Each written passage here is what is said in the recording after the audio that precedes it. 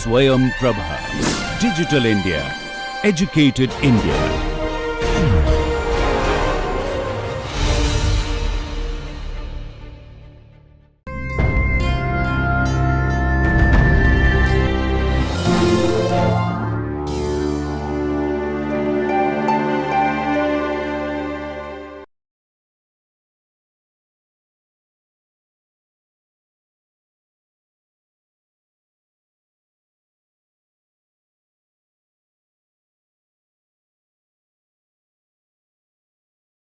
Let us continue our discussion on Introduction to Engineering Mechanics. In the last class, we had looked at questions that puzzle generations. Is Earth at the center of the universe? What is the frame of reference? Is it absolute or relative? What is gravitation? Does the Earth spin? Does it revolve around the sun? How do planets move in which orbits? Time and space, are they independent or dependent? You might think that these questions look very trivial, because in your high school physics, you are taught the modern view of what is our understanding on solar system and so on and so forth. Only when you start thinking on your own and try to figure out what is around you, you get stumbled on these questions. They are not trivial. They appear to be trivial. And if you look at Aristotle, he was the first person to start scientific thinking. And then they all believed that Earth is at the center of the universe. It was very convenient to think we are also so important, so we can do anything with any other species on the world. And people also thought that all other planets revolved around Earth in circular orbits. There was no idea of elliptical orbits. And as I told you earlier, this scale is not linear. I have shown from 400 BC to 1960, and bulk of the scientific development happened in the period 1400 to 1700. Until then, people were thinking that Earth is at the center of the universe, and people were finding it very difficult to communicate that sun is the center of whatever that we have to talk about, and all other planets revolve around the sun. You call that as a heliocentric theory. Even though they determined that heliocentric theory is possibility, even Galileo could not say it openly. Fine. So, it was very difficult. The social climate was totally different in those times. So, people were thinking generations of generation that Earth is at the center of the universe. And we also get enamored if somebody gives a very complex explanation of facts, then you think it is correct. If something says very simple terms, you think, oh, what is great about it? And whatever the theories that they proposed, they looked at the stars and then verified whether their observations tally with whatever the predictions. And one of the common observations people made in those days was, when you see a planet, at some point in time it will appear from Earth that it is going in the opposite direction. That is called retrograde motion. It was very difficult to explain using circular orbits. And Ptolemy, he said the epicyclic type of motion, and he provided an explanation. It was very complicated, but people were happy that what you observe, he had given an explanation. So, geocentric theory is valid. And if you look at elliptical orbits and heliocentric theory approach, it is very easy to explain why you see a retrograde motion of the planets. So, going from geocentric to heliocentric was not simple. And also, if you look at, there are also scientific historians who argue about when there is a concept, who has propounded this first. We all know elliptical orbits is credited to Kepler, but if you look at the history, they would name another scientist called Tycho Brahe. He had made lot of observations, and in fact, whatever the laws which Kepler has got based on his observations, So, some credit should also be given to Tycho Brahe. But we will not get into those historical disputes. My idea is to get into what is our mechanics, and you find until 1700, when Isaac Newton proposed his Newton's laws, people were not convinced about heliocentric theory. Then only people got convinced. And I also said it took 2000 years to understand what we commonly perceive as solar system. And then Einstein came in the picture. You have a whole lot of special theory of relativity. Even few days back, people verified some of his predictions. So, that is what happens. The predictions come much earlier. Experimental verification takes several years and sophistication in verifying those concepts. Okay. And as I said, that gravitation was very difficult to comprehend, because this is action at a distance. It is not a physical interaction. So, in a lighter vein, you find that when I have Principia of Mathematica written, it dislodged the views of Aristotle. And I also mentioned that in Sanskrit literature, it is packed with lot of information. Unless you have a good interpreter, you will not be able to totally understand what that Sanskrit verse means. And in this case, we had Adi Shankara, who had written a Bhashya which says, like earth attracts everything that is put on it, Apanan pulls down Pranan. And I could also get the actual Bhashya. This is the mantra. I could also get actual Bhashya. Apakarshena anugraham kurvati vartata ityarthaha. That is what he says. And in addition, he also says that if you do not have gravitation, the body would fly into the sky if left free. So, it is not a casual reference. He knows what he is talking about. Okay. And that credit you will have to give to our ancient rishis also. And if you look at Vedic view, it has always been heliocentric. It has never been geocentric. See, the struggle whether it is geocentric or heliocentric was there in the West, haunting them for generations. And if you look at Mitrodhatara Prithivi Mutadhyam Mitra Krishtihi, and the sun holds the earth and the celestial region. The sun is the attracting power of all heavenly bodies. And you also have a reference in which part of the Krishna Yajurveda it is there. Not just one reference, you also have other references. See, you can also say you pick out one reference which is convenient to you and then say everything is contained in the Vedas. It is not an argument like that. One has to look at it with a dispassionate approach. Let us look at what is there and how we can understand it. And if you look at like that, you also have another reference, Dadharta Prithivi Mabhito Mayukaihi. The sun holds the earth from all sides with his power. This is from a different portion of Veda. And you also have a very surprising approach that they had complete understanding of solar system. Earth is not flat, earth spins and rotates around the sun. For a very long time, people were not able to understand that earth can be a spherical ball and it has to spin. And if you look at Aitreya Brahmanam, which says, Sava Esha na kadachana astameti na udeti, very clearly says, there is nothing like sun rises and sets. It is a perception because earth is revolving around itself.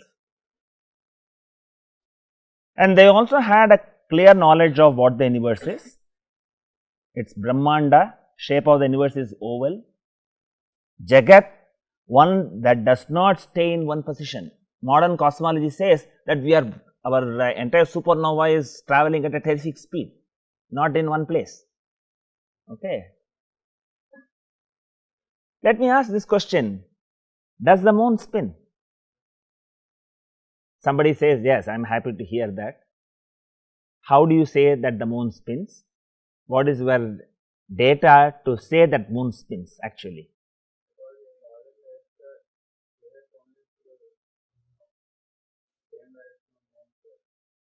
Okay. I have 3 animations here. I have animation number 1. Here I have the moon is static. So, moon is not spinning around itself and it is moving around, and these diagrams are not to scale, just illustrations. So, if the moon does not spin, how will you perceive when you are observing the moon from Earth? Watch the animation. You would be able to see all sides of the moon at different points from Earth. Suppose the moon spins, then also you will see all sides of the moon. Does the moon spin like this? You have to know the fact, because your generation is so glued to smartphones, you always look down, you never look up. You have to see the sky. In all the earlier generations, people looked at cosmology, and that is where they had all the inspirations. You have to know a very important fact: sitting on Earth, we always see only one side of the moon. We never see the other side of the moon. Can this happen? Moon spins, at the same time you see only one side of the moon? The answer is yes, it is possible. That is what you see in the last animation.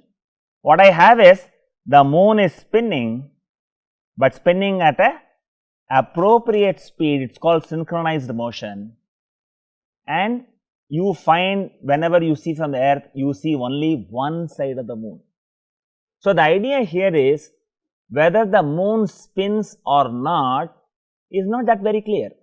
It is a subtle point. If some generation, some civilization says that moon spins, you have to give due credit to their intelligence. Let us see what our ancient wisdom is. Our scholars know that Earth, moon spins around their axis, and you have a nice shloka, Bhumir Brahmyati Buddhayeva Marutah. Bhumir Brahmyati means Earth spins.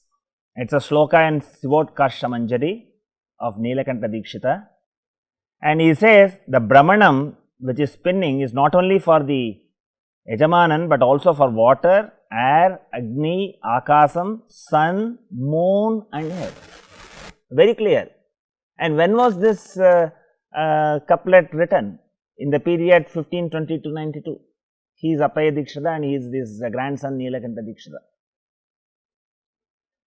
And you may say that you are taking out a shloka and then saying what is said in the Veda. It is very, very penetrating and interesting. Ayangau Prishniraktami Dasanan Mataram Punaha Pitarancha Prayansuvaha.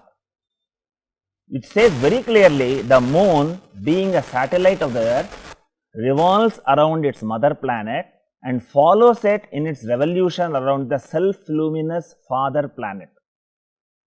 Can there be any better explanation than the solar system? Unfortunately, in Indian education, we have never attempted to bring in positivity of what is our tradition. It is so difficult to understand because we have lost our capability to understand Sanskrit, but it is embedded with wisdom. And this is also used by Aryabhatta as Laghava Gaurava Nyayam. Laghava means light and Gaurava means heavy. So, earth revolves around the sun. And there is another message in the Veda which starts like Trinabi Chakra Majara Manalvam Yatrema Vishwa Bhuvanani Tastuhu. Suppose I give a piece of rope to you. I ask you to draw a circle. Everyone in the class can do it. It is a very simple play. You just tie one end of the rope, put a pen or something like that on the other end and then put it and you will get a circle. Now, I ask you to draw an ellipse. How many of you can do that? I am happy because you are taught property of the ellipse and then you know how to do it with a piece of rope. Fine. And don't you think you will be genuinely surprised if plotting of an ellipse is mentioned in the Vedas? It is called Trinabi Chakram. So, I have one focus, another focus, another focus, and then I can beautifully plot a elliptical orbit. And what does it say? It says the elliptical path through which all the celestial bodies move is imperishable and unslackened. Imagine, Earth comes and says, I am tired of revolving in the sun in 365 days. I am tired. I am now, from now onwards, I am going to travel it in 700 days. What chaos will happen to the world? It doesn't happen. No? It goes without any disturbance. And we have given credit to Kepler, and there is a tie between Tycho Brahe or Kepler, who has determined elliptical planets, elliptical orbits. And you find elliptical orbit is mentioned from its fundamental aspect of its construction. Amazing. I was very surprised when I came to know of this, and I thought it's essential that I should bring this to your attention. And you will be surprised, this is used in the final rites of a Nitya Agnihotri. This demonstrates how the ritualistic prescriptions are littered with secular knowledge. It's all like gems, you have to retrieve it from our tradition. And here again I plot a time scale, which is again non-linear. And I am very conservative in the sense, from our perception, Vedas are, we do not know when the origin is, that is our tradition. As the earth is, as the cosmos came into existence, from that time onwards we say. But you have Max Muller and other people, Western people, who have given some kind of an arbitrary date. Even if you take that date, whatever the ideas that you find in the modern science, it's dating back to before Christ. We had the idea of planets rotate in elliptical orbits. We had the idea of heliocentric theory. We had the idea moon is a satellite to earth. And only when Adi Shankara interpreted, we understood theory of gravitation is also given in the Upanishads. And later we will also see speed of light. Amazing. It's also mentioned in the Vedas. That was brought into focus by Sayanacharya between 1315 and 1387. And we also had great astronomers. Our first satellite was Aryabhatta, named after him. He proposed that the earth rotates about its own axis and described elliptical orbits around the sun, which is interpreted as heliocentrism. Look at, it was somewhere around 300 AD, 500 AD or so. Okay. And you had Varaha Mihira. This is another very difficult concept to understand. See, as we are going to look at gyroscopic motion, you are going to look at what is known as precision of earth. Okay. And that causes shifting of equinoxes, and he has been able to give that number. And imagine this precision, one cycle takes something like 26,000 years or so. It's not a phenomena that one can find out in one's life. Several generations should have been looking at the sky and then finding out how to explain the data. Then finally somebody understand that is precision. And we had that somewhere around 500 AD. That is at least 1000 years before the Western science talked about these concepts. And we also had Brahmagupta. He talked about gravitation. Bodies fall towards the earth as it is in the nature of the earth to attract bodies, just as it is in the nature of water to flow. And we also have in Sanskrit literature spinning of earth, which I have shown from Sivot Kashtamanjari. Because if you look at when something percolates down to poets, it's a common knowledge. It's not confined to scientists. That's the way you have to look at it. And you have Hanuman Chalisa, which Tulasidasa has composed. It gives precise distance between earth and the sun. And I had already shown you a shloka which showed the value of pi. Okay. Now let us get back to our engineering mechanics.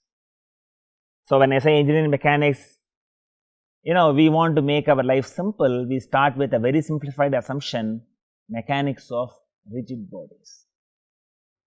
What do you mean by a rigid body? Not definite shape. There is a very simple and nice definition for rigid body. Yeah, please tell them.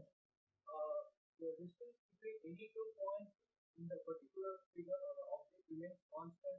Very good, very good. That's the definition of rigid body. Is anything is rigid? When you say that I see a big granite stone, I find that it is very rigid compared to I have a plastic board. Relatively, a plastic board will not be able to withstand that height. Granite is going to have withstand a very high value of weight. But at a microscopic scale, if an elephant stands on the granite, it will also have deformations.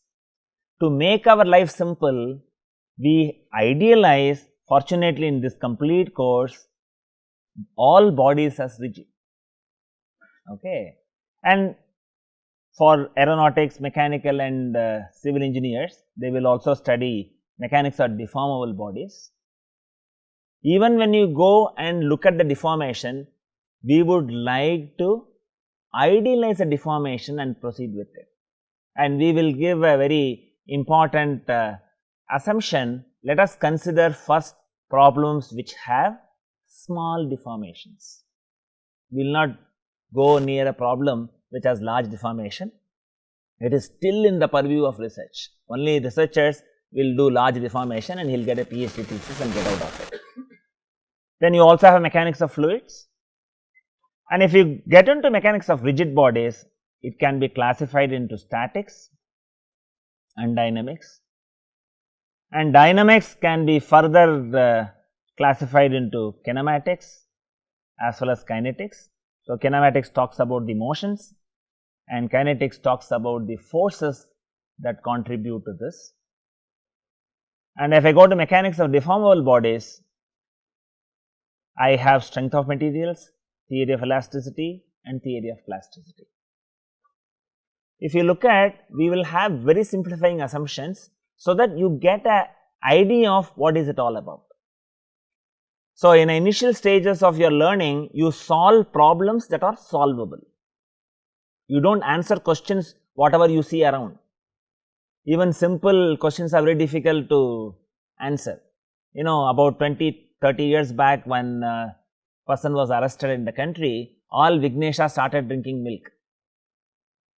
And all physicists in the country, they were trying to rationalize. It was shown in the TV, that is a TV era. You take a spoon of milk, take it to the deity, it will vanish. And finally, they figured out that is because of surface tension. So, what you will have to look at is, seemingly what happens around you are not that simple to explain. We make a mathematical model, make our life simple and solve problems that are solvable in your initial set of courses. From that, you graduate and simplify a practical situation to a situation where you can analyze. And once you come to mechanics of fluids, we start with an ideal fluid, whereas all fluids have viscosity. Then you talk about viscous fluid, and you also give another assumption, incompressible fluid. That is how you develop the subjects. Okay.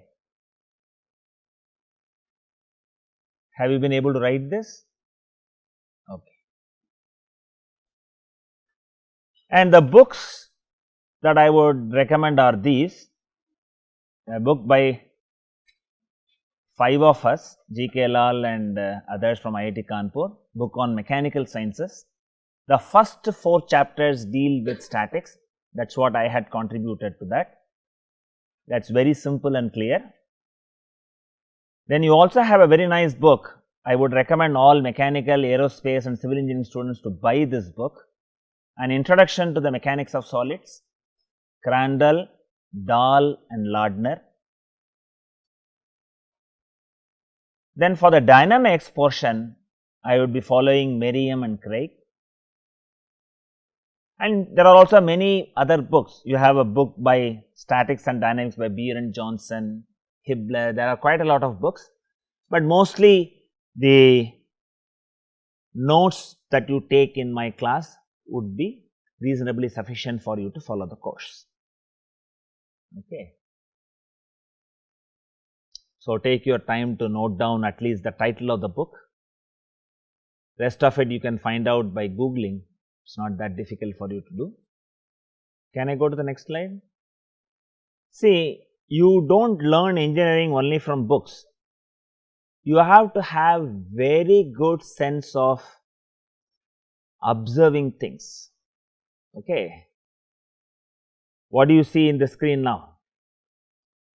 You see a Hurricane Katrina which devastated New Orleans.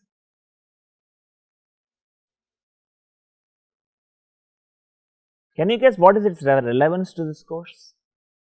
At least I can say in the shloka of Shivot Kashta Manchari, it says air can spin around itself. You see it spinning around itself.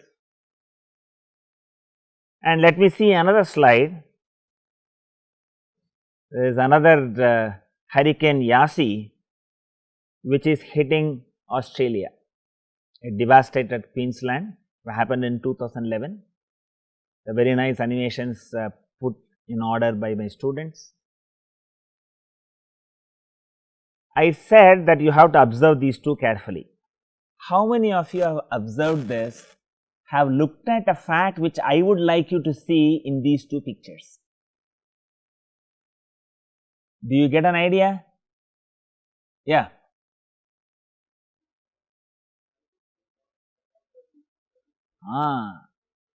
Let me go back and show. Let me show the first one. You only see the cyclone that is moving. Please notice what is the way the cyclone is revolving. It is anti-clockwise? Fine. Also associate this anti-clockwise to the place. What is the place that it shows at the background? Americas. Okay. So, it is in the which part of the earth? It is in the northern hemisphere. Now, I come to the southern hemisphere. I find a cyclone hitting the Australia. All cyclones give us problems. No power, lot of rain, and you have to wait for candles and other things, so on. Unless you are really interested in nature and you observe, you find there is a difference. Who is making it to revolve like this? And you will find all hurricanes in the northern and hemisphere and southern hemisphere will be different. They will be rotating in a particular way. Here you find it is very clearly revolving as clockwise rotation. And you would see when we take up dynamics, we would have an effect called Coriolis effect, which would explain why it behaves like this. So, as engineers, I would like you to look at structures and ask question how this is made, why it is so. These two questions are very, very important. You do not learn engineering by reading your mathematical equations from the books. You have to look at physical structures and also natural elements around you. You have to have the capacity to develop keen observation. Okay. And this is another interesting illustration which shows, because once you get into Newton's law of motion, we all talk about inertial frame of reference. And I have two examples. Kavita is standing in the garden and watching what Mahesh is doing. Who is in the frame of inertial reference?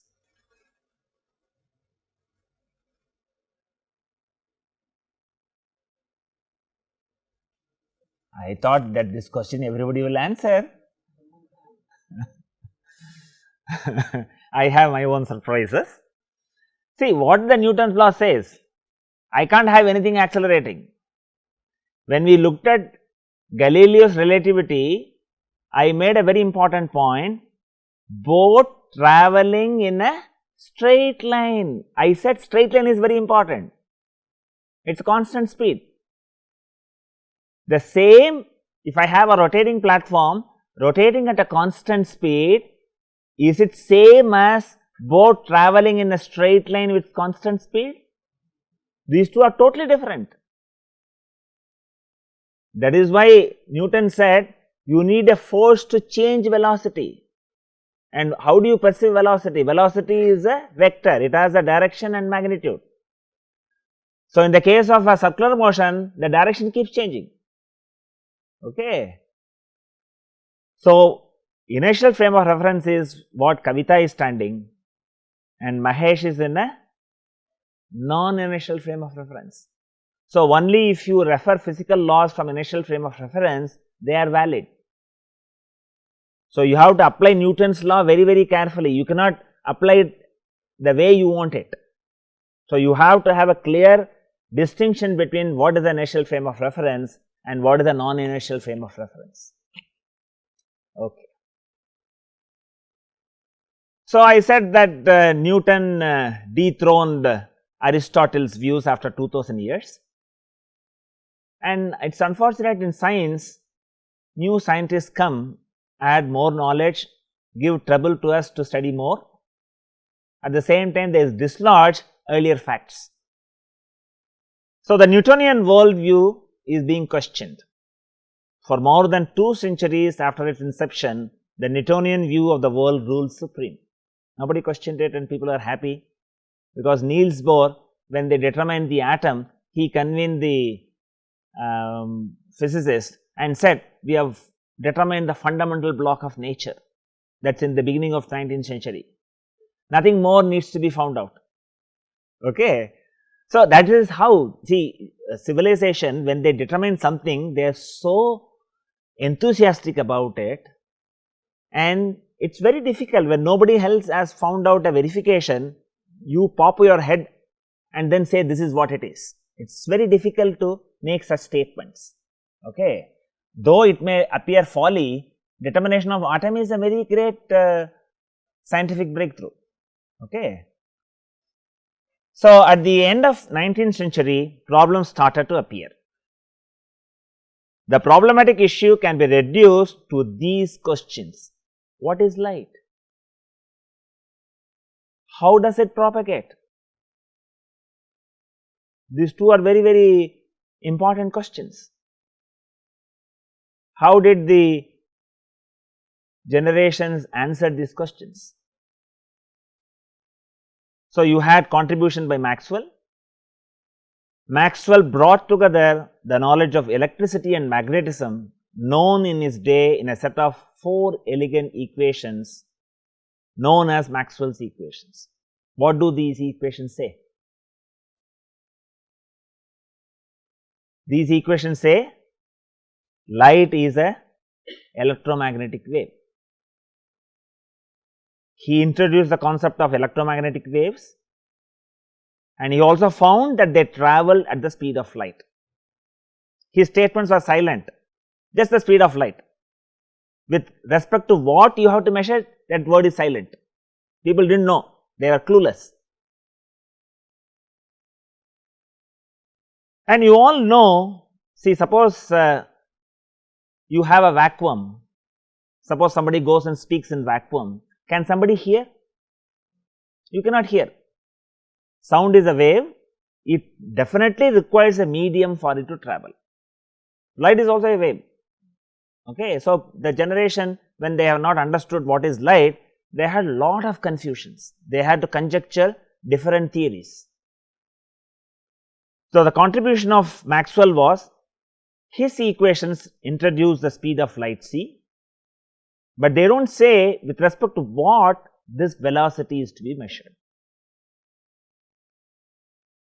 And I have already said that light is also a wave, and people thought like other waves, it must also require a medium to travel. The medium is conjectured as ether. If you were in that generation, you would have also thought. Being bright does not mean that you would have thought differently. Now you are taught in the schools, there is no ether, you take it for granted as a fact and walk and do your daily routines. You do not even have time to think about it. Okay. If you ask these fundamental questions, we will all stumble upon these questions and we will be looking for answers. Next the question is, if I conjecture ether, does it really exist? You can verify it only by an experiment. Suppose ether exists, what would be its properties? Because we see distant stars, they are several light years away. So, if it is so, then ether must be a very tenuous, or else the friction would have stopped the earth long ago. Like I said, I am tired of going round the sun in 365 days, I will take more time to do it. Earth has not started doing it. Okay. So, ether would be like a ghostly wind blowing through the universe. So, these were the conjectures, and it was for Michelson and Morley who attempted to detect ether by measuring the speed of light in two different directions, upwind and downwind, with respect to ether. The idea was, from Newton's laws, you will add and subtract and the velocity should change. That is the idea behind it. And they had constructed a very sophisticated interferometer. You had a light source which goes through a beam splitter, goes through a mirror. So, these are two different directions, and I have a detector which detects this. And normally you think when I perform an experiment, I should get the result I want. That is not the way experiments are performed. People do it very, very carefully, and it is the most celebrated failed experiments in physics. What was the original idea behind the experiment? The experiment was to establish the existence of ether. They rotated this interferometer at different directions, then performed the experiment. He could not find in the detector any change because of directional dependence. It was a classical failed experiment to prove the presence of ether. The message you get from that is there is no ether. And he also determined the speed of light. It is 2,99,796 kilometers in 1924. It is a very sophisticated experiment at that point in time. They did not have a laser at that point. Okay. So, he had constructed a very sophisticated interferometer and did it. Now, let us go back. I said speed of light is mentioned in the Vedas. Taranir Vishvadarshato Jyotish Kridasi Surya Vishvamabhasi Rochanam. This is the mantra, and I said you need somebody to interpret this mantra, otherwise it is not possible for us to understand what it is. O sun, you overwhelm all in speed, visible to all, source of light, you shine pervading the universe. And we had the Sayanacharya who has interpreted this. Tatacha smaryata yojananam sahasram dve dve shate dve cha yojane. This refers to, it traverses 2202 yojanas ekena nimishardhena kramamana namostute. So, nimisha is the time. It is remembered here that sun traverses 2202 yojanas in half a nimisha. That is what the reference to this mantra, when Sayanacharya, who is a great scholar and minister in the court of King Bukka of Vijayanagara Empire, he had given this commentary. And now let us go and calculate the value for our own interest. Okay. What does it reveal? Yojana is a unit of distance and nimisha is a unit of time. Distance travel is 2202 yojanas, and 1 yojana is 9 miles and 110 yards. So, which goes to 21,144.705 miles, and time taken is half a nimisha, which is 0.114286 seconds. This works out to speed of light as 185,016.169 miles per second. And the modern value is 186,282.397 miles. So, it is quite close. Okay. and in meters per second it is given in this form, and you should know that this was finalized in 1983 with several sophisticated instrumentation. Fine. And let us go back to scientific history and find out what was the value of speed of light with modern science knew at different points in time. Romer and Huygens measured it in 1675 as 220,000 meters per second or 220,000 kilometers per second. Far away from this, if you had compared the Vedic reference to speed of light, you would say it is nowhere near the modern science. And the science says people measured the speed of light in 1675, 1729, 1849, 1862, 1907, 1924, 1950, 1958, 1972 and 1983. Speed of light is frozen for modernity only in 1983. Even if you compare the speed of light measured by Michelson and Morley, it does not compare with the Vedic value, but 1983 value compares with the Vedic value. So, the choice is yours, what credit that you should have given to our traditional wisdom, which is buried, which we were unaware of all these years. Now, let us get back to mechanics. What do we know so far? Newton's mechanics based on Galileo's relativity. All laws of mechanics are the same in different inertial reference frames. Frames moving with a constant speed along a straight line relative to one another. Then we had Maxwell's electrodynamics. There is a fundamental constant of nature, the speed of light, that is always the same. But this is inconsistent with Newton's mechanics. So, what do we do now? So, Einstein was faced with the following choices. Maxwell's equations are wrong.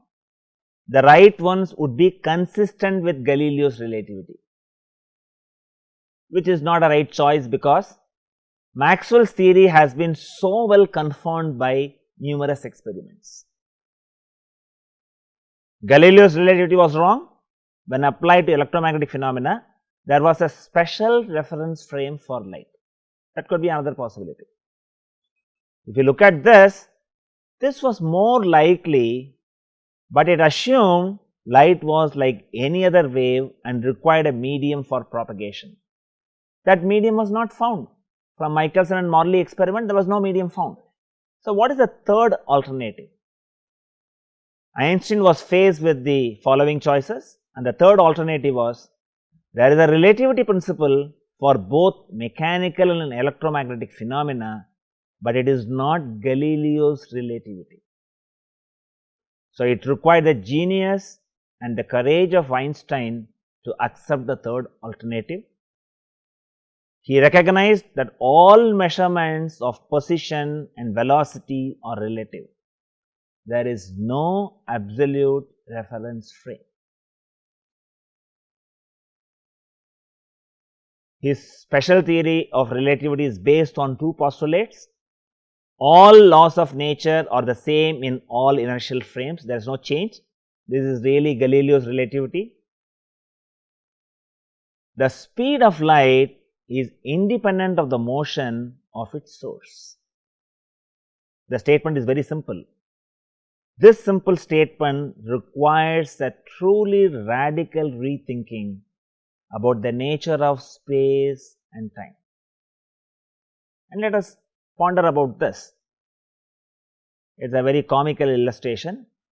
You have a child traveling in the airplane trying to put the ball out, and somebody is listening to a cell phone music, and somebody is taking a laser and then putting the light out. Okay. If the plane is traveling at a constant speed of Vp, as far as the observer in earth, he would perceive the velocity of ball as velocity of ball plus velocity of plane. Same is true for sound, velocity of sound plus velocity of plane as the net velocity. The moment you come to light, there is no change in the velocity. The speed of light is absolute. That is what Einstein's special theory of relativity says. Okay. Let us try to understand it from a different perspective. So, as per Newton's laws, the velocity of the source just adds to the velocity of the projectile. Even for light, that is what you can extrapolate from what Newton's laws can be looked at in this context. But for Einstein, the velocity of the source affects the velocity of the projectile, but the effect is smaller and smaller as the projectile speed approaches the velocity of light.